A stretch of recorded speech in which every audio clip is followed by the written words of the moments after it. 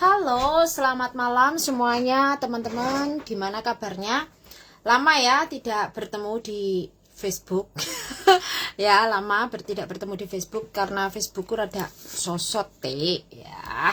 Oke, nah kemarin jam 5 sampai jam 7 itu ada acara di KJRI. Yang undangannya di awal adalah dialog ya. Jadi undangannya itu mengundang kepada perwakilan komunitas PMI yang ada di Hong Kong untuk berdialog tentang perlindungan PMI. Ya, jadi undangannya itu memang untuk dialog. Tapi ternyata inti dari acara tersebut adalah tidak berdialog, tapi makan-makan ya. Jadi perpisahan ternyata. Di situ di acara tersebut dihadiri oleh banyak pihak ya. Ada dari Pak Sam ya kan, ada juga Bu Yesi ya, ada juga dari PPLN, terus ada juga dari teman-teman perwakilan organisasi JPMI, perwakilannya Seringatin juga ada. Jadi saya melihat banyak sekali teman PMI juga yang hadir ya. Aku sa-RT kok ora oleh bundangan yo. Nah ternyata dari UB juga ada kemarin. Tapi kebetulan karena saya nggak punya akses ya, sebenarnya saya nggak punya akses organisasi karena saya memang tidak berada di bawah satu organisasi atau komunitas. Kemudian sama Mbok Diana, dari Mbok Diana saya dikasih link, disuruh mencoba untuk mendaftar dari menggunakan akses YouTuber. Kemudian saya memang mendaftar secara online diterima. Jadi kemarin sebenarnya saya nggak libur, tapi izin kepada majikan bahwa jam 5 sore sampai jam 7 ada acara di KJRI dan dibolehkan. Jadi kayak libur setengah hari lah sebenarnya. Jadi saya keluar jam 4, kemudian langsung menuju ke TKP. Tak rewangi lari-lari rek. Ternyata ya, tapi sebenarnya saya tahu sih memang tidak ada dialog. Jadi ini bukan dialog seperti tahun 2021 yang berada di Hotel Regal memang sedang menginventaris masalah-masalah PMI, itu tidak. Jadi kemarin itu murni adalah perpisahan Bu Esi, salah satu konsul kita, yaitu konsul dari protokoler, dan beliau sudah selesai tugasnya. Jadi kemarin itu perpisahan Bu Esi, kemudian pengenalan dari konsul baru, konsul kepolisian dan konsul komunikasi. Jadi sama Pak Konjen. Jadi pengenalan Pak Konjen, perpisahan konsul dari protokol ya kan, kemudian ada konsul kepolisian yang baru sama konsul komunikasi. Tapi kok nggak ada konsul naker, kemarin saya nggak ketemu konsul naker. Ya, jadi memang di acara kemarin itu hanya acaranya perpisahan, pengenalan, kemudian nyanyi-nyanyi dan makan. Jadi nggak membahas sedikit pun tentang dialog. Namun ada yang beberapa saya catat dari pidato Pak Konjen ya. Saya memang tidak memvideo, saya tidak merekod karena menurut saya tidak terlalu penting menurut saya, karena itu hanya formalitas ya. Jadi yang saya catat dari Pak Konjen itu adalah untuk meningkatkan pelayanan KJRI atau konsulat kepada PMI. Itu yang saya catat. Beliau saat ini fokusnya adalah meningkatkan pelayanan publik. Meningkatkan pelayanan publik diantaranya, sebenarnya ini permintaan kita dari dulu, tetapi baru sekarang mau diimplementasikan. Diantaranya adalah KJRI pada Januari nanti akan mengimplementasikan hotline. Jadi hotline khusus untuk KJRI. Terus selanjutnya mereka juga akan mengupgrade website. Kemudian selain itu Pak Konjen juga akan memperhatikan beberapa hal tentang perlindungan PMI yang ada di Makau. Jadi kemarin ada salah satu dari Makau juga hadir, tapi kebetulan saya nggak ketemu. Ya, di samping hal-hal tersebut yang disampaikan, beliau sangat mengapresiasi adanya teman-teman PMI atau teman-teman komunitas yang membantu untuk menangani beberapa kasus ya kan, membantu untuk membagikan informasi, seperti itu yang beliau sampaikan. Dan beliau sangat membuka diri dengan adanya mungkin kritikan, masukan, ide dan lain sebagainya. Itu saya ucapkan terima kasih. Just this is maybe the formality and the first move ya. Jadi biasa untuk mencari simpati publik ya. Mencari simpati publik. Tetapi dalam kesempatan ini juga saya ingin menyampaikan, ini kan soalnya tak tag ya ke KJRI, saya ingin menyampaikan kepada KJRI beberapa hal yang karena kemarin tidak diberi kesempatan dan memang tidak membahas itu. Jadi ada beberapa hal yang ingin saya sampaikan kepada KJRI. Yang pertama adalah hotline kekonsuleran atau hotline khusus untuk pengaduan itu harap dipegang kembali seperti dulu. Jadi dulu yang megang adalah Pak Teguh sama Pak Gustaf. Karena beliau ini orang lapangan ya, beliau udah lama di Hong Kong, memang dari dulu beliau sudah memegang nomor ini. Dan biasanya mereka beliau ini lebih cekatan. Kemudian selain itu KJRI Hong Kong Facebooknya atau media sosialnya jangan hanya fokus di Instagram. Sepertinya sekarang ini kayaknya KJRI Hong Kong fokusnya Instagram ya, sampai Facebooknya itu kosong melompong, tentang informasi semuanya itu tidak ada. Dan bahkan KJRI Hong Kong terlalu membiarkan huru-hara di luar sana tentang informasi-informasi yang tidak jelas. Jadi sumber informasinya dibiarkan orang lain atau pihak lain atau sesama PMI itu saling bersahutan. Ini masih lagu lama. Jadi harap KJRI membenahi ini. Jika memang ada beberapa berita atau isu yang ternyata di luar sana atau di media sosial santer, seharusnya KJRI juga mulai mencari informasi atau sumber yang tepat kepada pemerintah pusat. Karena ini kan terkait misal nih kayak BPJS, ya kan? Selalu bilang bahwa KJRI tidak berurusan dengan BPJS, tetapi kan KJRI berkewajiban dan berurusan untuk menjadi sumber autentik validasi informasi dari fasilitas pelayanan. Jadi di sini KJRI tidak mau tahu KJRI dan membiarkan begitu saja, bahkan dengan seolah melempar tanggung jawab. Ini ya yang harus diperhatikan. Ini adalah PR baru buat Pak Konjen. Kemudian konsul-konsulnya ini kita pun tidak menginginkan konsul sama PMI itu terlalu dekat, tidak diperlukan. Kita tidak perlu untuk dikenal, oh si A, si B, si C yang selalu store muka, oh si kontring yang selalu terkenal, tidak diperlukan. Jadi yang kita harapkan KJRI itu lebih mendengar. Memang seperti yang disampaikan Pak Konjen, kita lebih mendengar. Pertanyaannya, mendengar yang bagaimana?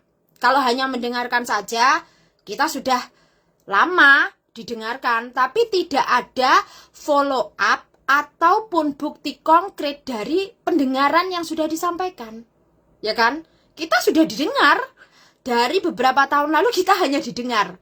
Tetapi apa yang didengarkan tidak pernah diimplementasikan, tidak pernah dieksekusi. Ini kan masalahnya. Jadi KJRI itu menampung, mendengarkan, menampung. Masalahnya menampung saja, tidak lagi memfollow up kepada pemerintah pusat. Ini loh maunya kita, ini loh maunya WNI yang ada di Hong Kong, khususnya PMI. Ini tidak ada. Jadi eksekusi ini tidak ada. Ya, jadi kenapa KJRI terkesan pasif, KJRI terkesan don't care, KJRI terkesan tidak mau tahu, ya kan? Ini dari flashback kinerja Pak Riki. Jadi diharapkan Pak Konjen yang baru lebih baik. Kemudian di konsulnaker, yang sangat kurang adalah konsulnaker ya, dimana konsulnaker ini mungkin memang untuk konsul-konsul yang terutama ditugaskan di KJRI Hong Kong ya, diharapkan lebih peka atau lebih menguasai lapangan, minimal menguasai lapangan, menguasai materi.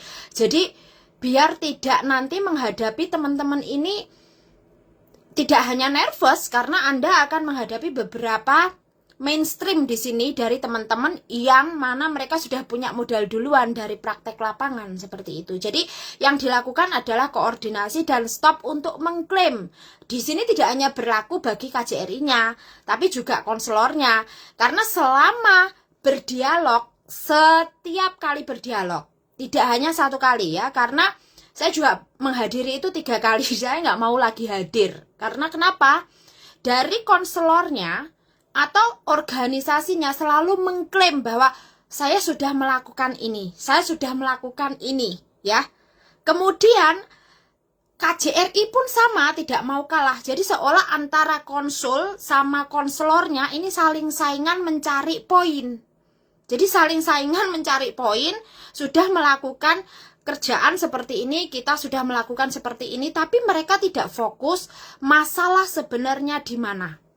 Ini kekurangannya. Jadi kedepannya kepada KJRI kalau mengadakan dialog itu jangan hanya dipungut yang itu-itu saja.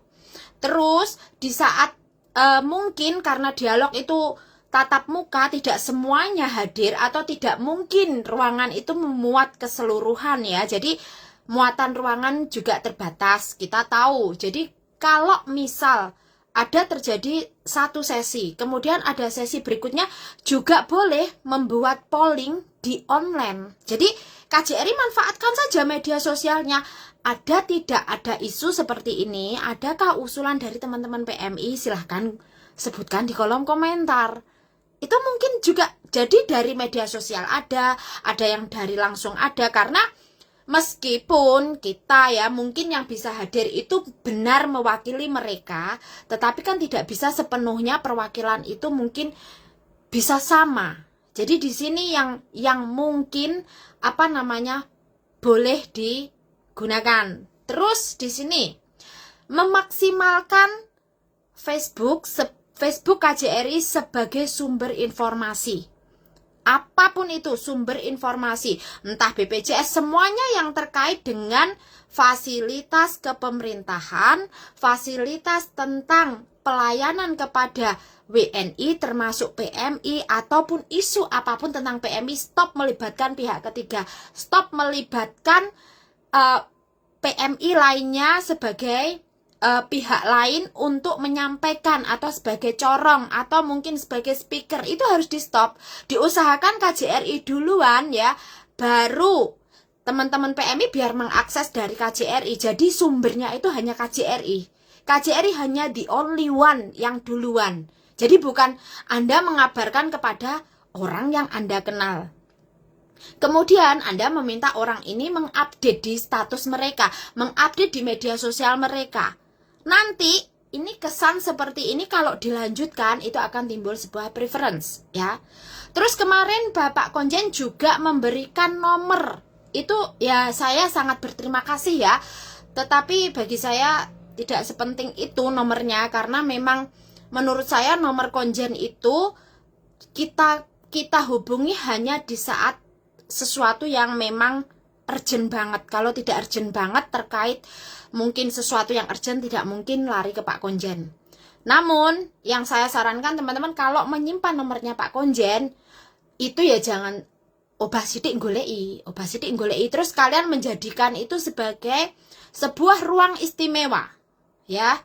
Sebuah ruang istimewa, seolah Anda punya koneksi, aku nyimpen nomornya Pak Konjen, emangnya dirimu tok sih nyimpen nomornya Pak Konjen, kan jadinya seperti itu, seolah nanti akan dijadikan sebagai alat jalan belakang. Jangan ya, kita kalau bisa saling belajar mengikuti prosedur. Jadi misal nih ya, ada kasus, kebetulan anak tersebut mungkin melapor ke saya, ya kan, terus akhirnya beliau ini saya arahkan ke sana karena rekomendasi saya melalui Pak Konjen. Akhirnya kasusnya juga pelayanan itu akan berbeda, Mbak. Jadi kita tidak mau seperti itu, tidak ada eksklusivitas, kecuali selama ini yang bisa saya lakukan adalah jika teman-teman membutuhkan beberapa informasi terkait sesuatu, mungkin ada beberapa nomor konsul yang memang saya menyimpannya, karena dari dulu sebenarnya saya hanya menyimpan nomor konsul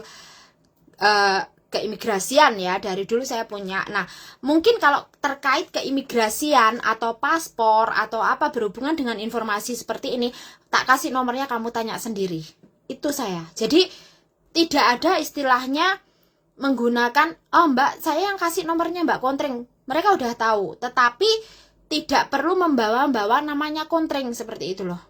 Jadi biar menstop rantai spesialisasi, rantai eksklusivitasnya. Jadi teman-teman ini harus diajari untuk mandiri. Sebenarnya seperti itu. Kenapa pentingnya KJRI untuk selalu update informasi? Selain update informasi, KJRI juga harus aktif menjawab pertanyaan. Nah, ini yang kurang kan? KJRI Hongkong itu Facebooknya kayak majalah dinding. Jadi setelah upload ditinggal. Dia nggak peduli, boleh seperti itu. Tetapi kalau ada pertanyaan, ya mbok ya dijawab, yang perlu dijawab dijawab. Tapi yang tidak perlu dijawab, ya nggak perlu dijawab. Seperti itu loh. Jadi kita berusaha untuk memberikan sebuah servis yang tepat. Nah, misal nih, sekarang itu KJRI Hongkong itu, Facebooknya kalau ada orang yang inbox, mengkonfirmasi sebuah informasi, kayak kemarin, tentang BPJS TKI menggunakan salah satu oknum, ya kan? Kita mencoba mengkonfirmasi kepada KJRI, jawaban itu berbeda. Di sini loh yang akan menjadi masalah. Dan selama ini KJRI selalu seperti itu. Sejak 2020 KJRI sudah mempraktekkan itu, memberikan ruang preference kepada orang-orang tertentu. Dan ini akan menjadikan kesenjangan sosial. Ya, jadi tidak baik Pak ya, mohon dicatat ya. Jadi sebenarnya kalau mau membenahi banyak hal. Terus untuk KJRI juga mengharapkan memberikan ruang khusus bagi teman-teman yang mungkin mau memberikan masukan. Jadi kayak dulu memang di pas Pak Tri Haryat itu beliau memang belusukan.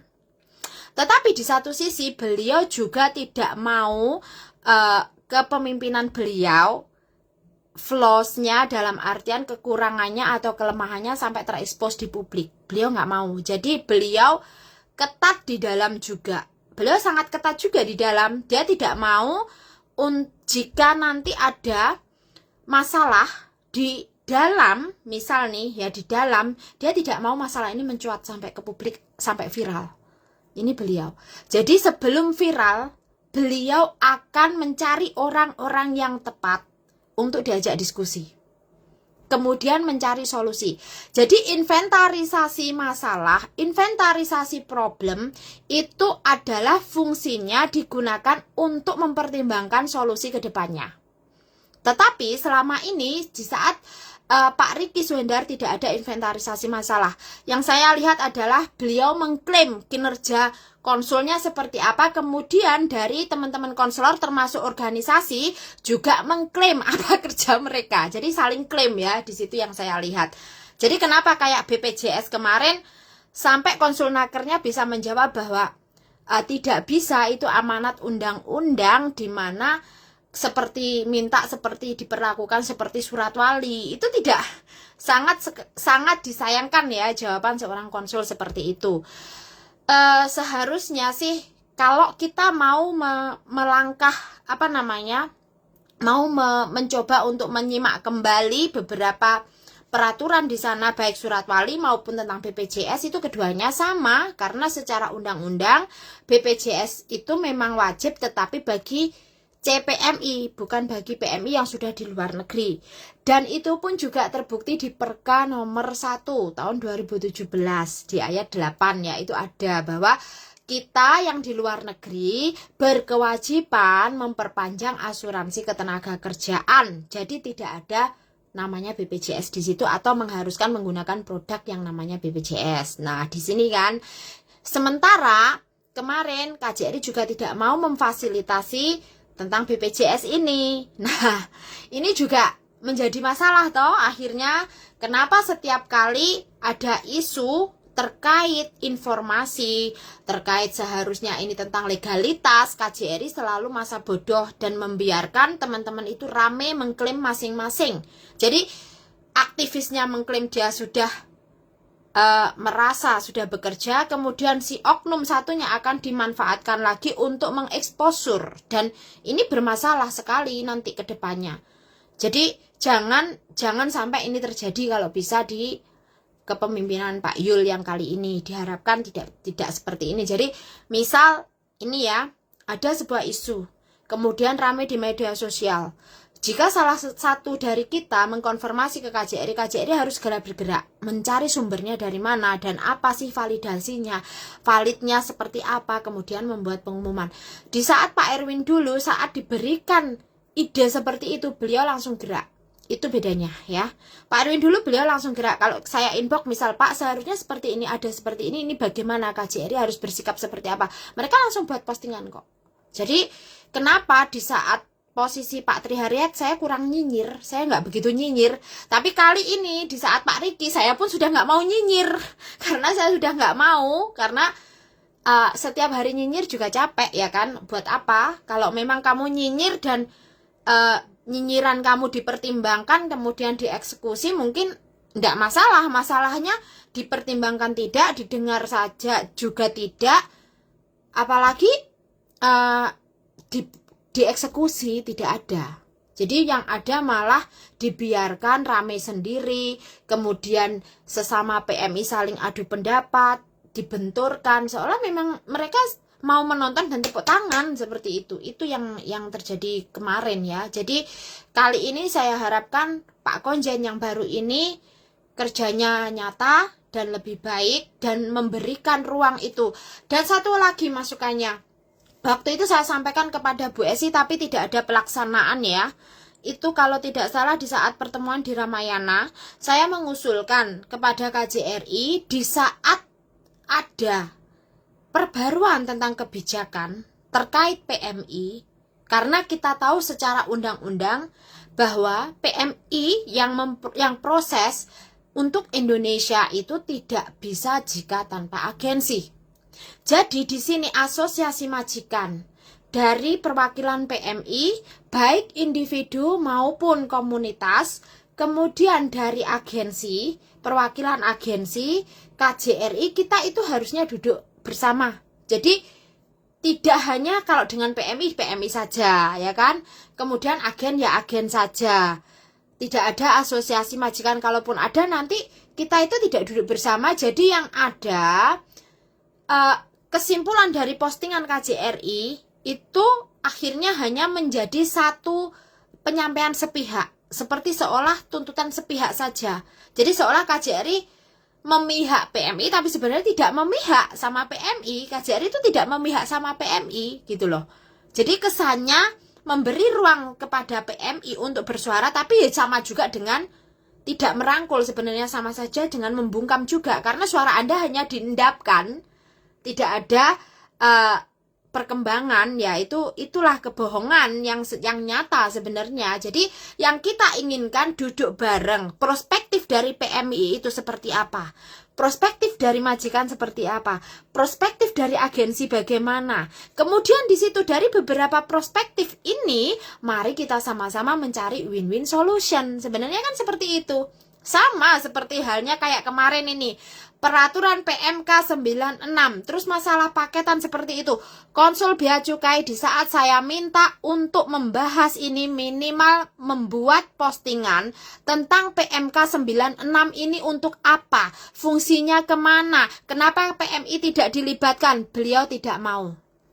Saya ada WA-nya ya. Jadi beliau tidak mau, dan bahkan beliau memberitahukan ke saya, nanti Mbak di tanggal 19 kita akan ada sosialisasi keseluruhan, yaitu program training of trainer, yang mana itu melibatkan PMI sebagai perpanjangan tangan dari KJRI. Boleh melibatkan PMI sebagai perpanjangan tangan, tetapi pertanyaannya KJRI tidak membuka secara publik materi yang disampaikan. Jadi materi itu seolah hanya milik yang ada di dalam ruangan, bukan milik publik. Kalau memang KJRI menggunakan ini sebagai pelatihan, pemahaman, atau materi, seharusnya setiap ada seperti ini silahkan live. Atau minimal record videonya di saat penyampaian materi. Kemudian silahkan di re-upload di media sosialnya KJRI ada channel YouTube, ada Facebook, ada Instagram. Upload. Ini hasil dari materi yang kita sampaikan. Jadi materi itu untuk publik, bukan hanya untuk yang di dalam ruangan seperti itu loh. Ya, ini mohon dicatat. Karena selama ini yang saya lihat training of trainer adalah seolah memberikan ini hanya pilihan bagi orang yang ada di dalam. Jadi materi ini murni punya kalian. Tapi kalian meminta mereka untuk menyampaikan ke publik. Dengan kata lain, KJRI konsulnya tidak mau bekerja, tidak mau panas-panasan, tidak mau ngos-ngosan, tidak mau ngentekne abab, tapi kamu meminta sesama PMI saling berbenturan. Dan akhirnya melempar tanggung jawab. Di sini yang salah gitu loh. Anda boleh menginformasikan atau meminta mereka sebagai perpanjangan tangan, tetapi KJRI berkewajiban membuat modulnya dan merekod dokumennya, videonya minimal itu. Ini loh materinya, pematerinya dari konsul ini. Yang dibahas adalah ini, sosialisasi tentang ini, responnya seperti apa. Ini seharusnya yang dilakukan, ya. Tetapi tidak terjadi di ruang tertutup. Hanya untuk komunitas tertentu. Masih lagi diberi kuis siapa yang nilainya paling tinggi, siapa yang paling rendah. Tidak ada polling pertanyaan. Nah ya, sama saja bohong gitu loh. Jadi kalau mau melihat seberapa jauh materi Anda diterima publik, ya seharusnya publikkan. Ini nanti kalau kecuali welcoming program ya. Kecuali welcoming program. Kalau welcoming program itu kan berbeda. Tetapi welcoming program ini seperti yang terjadi di Singapura. Untuk Singapura, pemerintah Singapura atau MOM bagi newcomer diwajibkan kursus 3 bulan. Diwajibkan kursus 3 bulan. Itu untuk apa? Mengetahui hak-hak mereka, kontraknya seperti apa. Kamu boleh tinggal hanya di tempat ini, kamu hanya boleh bekerja di sini, work permitmu itu seperti apa, fungsinya work permit bagaimana, itulah kursusnya. Bukan kursus kamu kerja ngepel bagaimana, ngepel yang bersih itu apa tidak. Tetapi mereka lebih memberikan pemahaman tentang pengamanan kerja dan dokumen. Jadi maksudnya membersihkan jendela harus dalam kondisi aman. Jadi keamanan, safety, terus kalian itu berhak atas pengobatan dan lain sebagainya. Itu yang dilakukan pemerintah Singapura. Jadi kalau memang KJRI, kalau welcoming program ditambah dengan itu akan sangat bagus ya. Akan sangat bagus. Atau mungkin berapa bulan sekali mengadakan workshop dengan pemateri yang berbeda tetapi fokusnya sama, ya kan? Di sini coba dilihat seperti apa minatnya. Terus untuk masalah kesehatan ya, masalah kesehatan ini kan sudah ada Peduli Sehat Hong Kong nih. KJRI adalah mitranya Peduli Sehat Hong Kong, tetapi di saat kepemimpinan Pak Riki ini mengalami kemunduran banyak sekali ya. Semua aktivitas tentang kesehatan sepertinya KJRI sudah tidak mendukung atau mensupport. Dalam artian support sistemnya kurang di sini. Terus banyaknya pelaporan yang urgent, terutama tentang yang sakit ini KJRI kurang merespon. Jadi responnya sangat pasif. Yang kemarin responnya sangat pasif. Justru yang diutamakan seharusnya yang SOS seperti ini. Terus bagi teman-teman semuanya juga yang PMI di sini ya, Mbak, kamu sudah di Hong Kong, meskipun kamu baru, usahakan kalau ada waktu, HP-mu itu untuk mencari informasi tentang kontrak kerja kalian, kerja di Hong Kong seperti apa, melalui Facebook, Google, YouTube ada, sudah banyak sekali.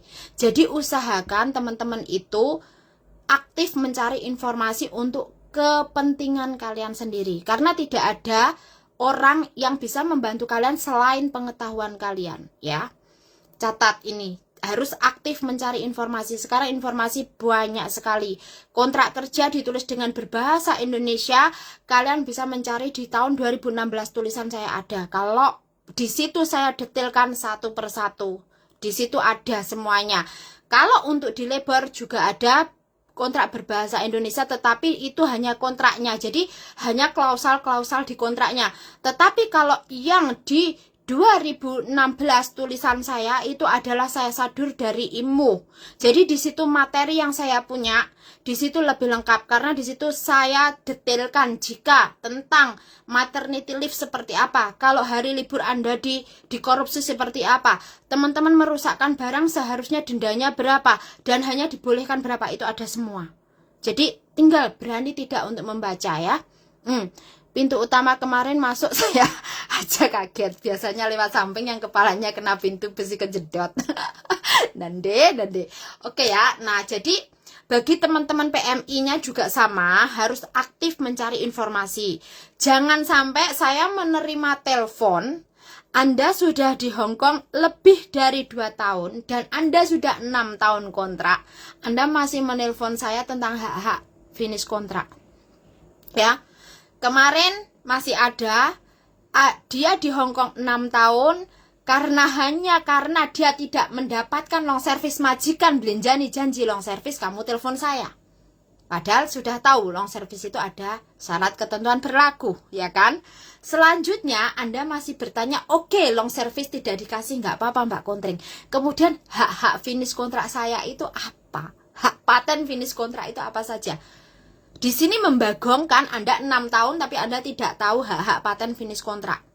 Ini yang sering terjadi karena teman-teman kenapa? Nggak mau membaca, nggak mau cari info, tidak mau tahu kebutuhan sendiri, hanya menghubungi kontring atau menghubungi konselor ataupun organisasi karena Anda kecewa di luar ekspektasi. Mbak, konselor, organisasi maupun kontring itu tidak melayani untuk menambal ekspektasi Anda yang tidak sesuai. Kita tidak melayani kekecewaan Anda dari hal tersebut, tetapi kita hanya memahamkan Anda tentang hak-hak Anda dan langkah-langkah yang bisa Anda ambil. Terus ini, untuk labor departemen, itu labor departemen adalah melayani tentang hak-hak PMI yang tidak terpenuhi berupa apa? 1. Berupa finansial, diantaranya hak-hak terminate kontrak yang tidak terpenuhi. Itu yang utama untuk urusan labor departemen. Jadi untuk klaim, itu labor tribunal. Ya, beda lagi dengan imigrasi. Kalau imigrasi Hong Kong adalah bagaimana itu tentang pelanggaran kontrak kerja yang terjadi. Selain di imigrasi Hong Kong akan memforward kepada labor departemen.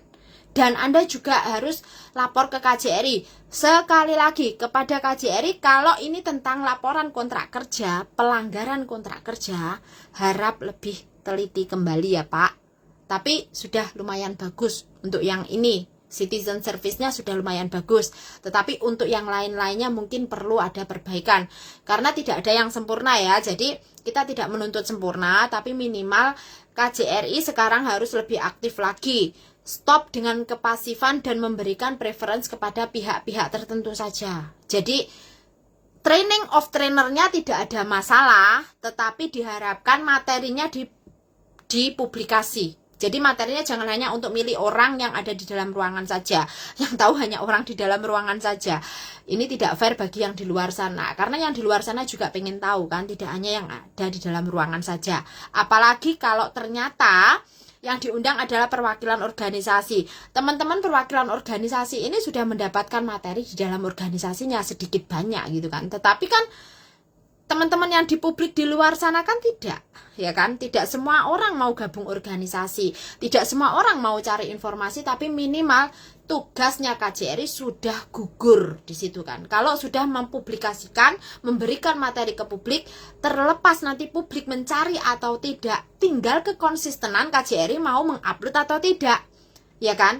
Kalau baru mengupload kemudian sudah dikomentari pedes mutung, nah di sini yang berbahaya karena sampai hari ini sepertinya KJRI sudah mulai stop ya, informasinya sudah mulai stop, tidak seperti kemarin-kemarin ya. Jadi mungkin ini salah satu beberapa poin yang perlu disampaikan. Terus untuk shelternya KJRI diharapkan diaktifkan. Kemarin janjinya Pak Konjen juga begitu, dan berharap untuk KJRI kerjasama dengan shelter-shelter lainnya karena shelter KJRI saja tidak mungkin bisa menampung sekian banyak orang, ya kan? Jadi di sini Pak Konjen juga harus tahu warganya yang ada di shelter lain itu berapa, ya kan? Itu harus ada laporannya lah minimal. Oh, si A ini kasusnya ditangani si Christian Action, kemudian tinggal di shelternya Christian Action. Berarti berapa ya yang tinggal di sana? Berapa kasus ya yang ada di sana? Memastikan saja bahwa warganya dalam keadaan sudah ada yang menampung. Jadi harusnya KJRI itu juga berterima kasih kepada teman-teman shelter lainnya, shelter luar, ya kan. Terus untuk boarding house bagi agensi ya, harus juga menyediakan boarding house yang layak. Ini KJRI juga tetap harus menjalankan karena ini masuk di kode etik agensi ya. Jadi kedepannya semoga KJRI bisa menjadi tempat yang tepat, tidak hanya mendengarkan, karena kata Pak Konjen mau lebih mendengarkan. Jadi tidak hanya mendengarkan tetapi juga menjadi perwakilan, benar-benar melibatkan PMI untuk hadir, suara kami, ide kami disampaikan ke pusat. Jadi KJRI harus benar-benar mengeksekusi dan memfollow up ke pusat, ke komisi mana gitu loh. Oh Mbak, ini sudah sampai ke komisi sana. Jadi nanti seperti ini. Dan itu harus ada buktinya Pak. Tidak hanya di inbox sebagian orang yang Anda kenal. Mbak, usulan kemarin sudah sampai ke komisi sana. Tapi tulisan doang, kita nggak ada bukti, nggak mau dong ya. Jadi kalau bisa itu di follow up lebih tegas lagi biar menjadi lebih baik keduanya ya. Terima kasih. Sampai di sini, mungkin kapan-kapan kita sambung lagi ya. Dan live di YouTube mungkin akan lebih banyak di YouTube ya video. Kalau di Facebook tahu sendiri, Facebooknya kadang hilang ya. Oke, sampai di sini, sampai jumpa lagi. Dadah.